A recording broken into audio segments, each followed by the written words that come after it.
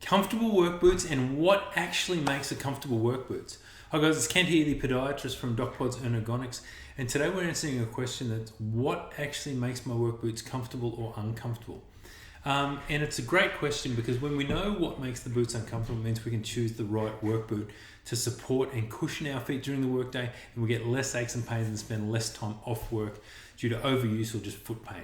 So there's a few general features we look for, and these are the same in whether we're choosing a work boot or a running shoe or any sort of boot. So the very basic things we look for are where does it bend, and it should only bend through where your big toe bends. It shouldn't twist too much. The heel counter should be nice and high and firm. It should be able to be fastened to your foot.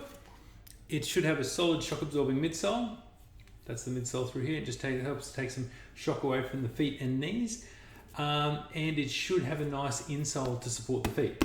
Now, they're the very, very basic features of all shoes we look for. Now, it comes down to how good a quality and how well designed the footwear is, depending on how much it supports your feet once you get past those points. So, the things we actually look for and how we actually determine if it's working correctly is, and the reasons why we look for these features are, when our foot bends, when we're walking in a heel to toe motion, our foot only bends through where the big toe bends. When we're talking about a frontal plane or a sagittal plane, so that's right down the middle of the foot. So our foot only bends in this location. We're not talking about roll in or roll out. So if our boot only bends in this location, it means that it's working with the foot. So if our boot is working with the natural mechanics of our foot, it means that if we're not bending from the toe to the heel, these structures in this area, from the ball of the foot to the heel, aren't being used as much as they normally would if we had a boot that was really flexible. So it means they're more rested and they're less likely to get overuse injuries. So that's the first really big thing that we look for. So when we grab our boot and bend it end on end, it only bends where the big toe bends.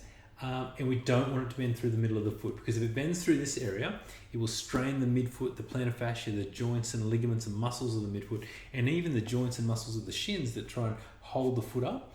And it's basically just will strain most of the things in the foot. Okay, so where does it bend? The twisting, we don't want it to twist too much, because if we're walking across uneven ground and our boot's twisting and rocking and rolling all over the place, it means that the muscles in our feet and legs have to do the work that the boot should be doing. So if we've got a boot that's nice and stable and our foot's not moving around as much, the muscles aren't working as hard to control the foot motions, so they don't get as worn out. So not too much twist.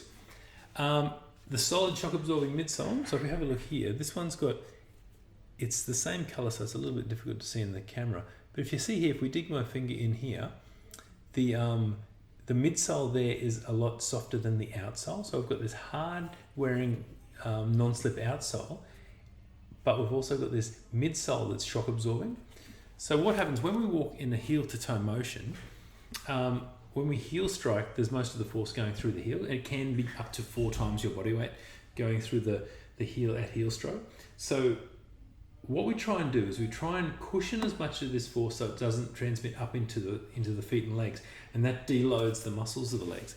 But what that does, it means that all the motions at the ankle as we heel strike, or at the heel as we heel strike, they don't happen as quickly because they're cushioned, so they happen a little more slowly. So the overall forces, or the peak force that's applied to the heel, isn't as high. So it means our feet will pronate less and more slowly.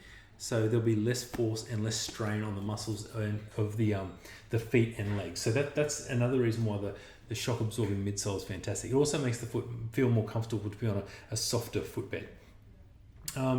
We want a deep, roomy toe box, so we want to make sure that our boots are actually fitted, so nice and wide, nice and deep. And we want to fit them a thumb width longer than our longest toe. This gives our toes a bit of a wiggle room, so we're less likely to get clawing and retracted toes, less likely to get corns and calluses and overuse injuries in the toes. The reason why we like to use a lace-up boot is we love the lace-up and the zip-up because we get the convenience of a slip-on, but the support of a lace-up. Now, the lace-up boot means that we can actually fasten this to the foot and have it nice and tight, so that we'll control our foot movements, so our foot's not moving around as much as if we had it all sloppy, and the muscles again aren't overworked as much, so they won't become as strained or overused, and you're less likely to get just overuse injuries of the muscles, tendons, and joints if we control emotions in our foot. So the lace up is all about controlling your foot. It's also very easy to get off in case there's an accident we need to cut the boots off. That's a really big safety feature as well. And another major feature that we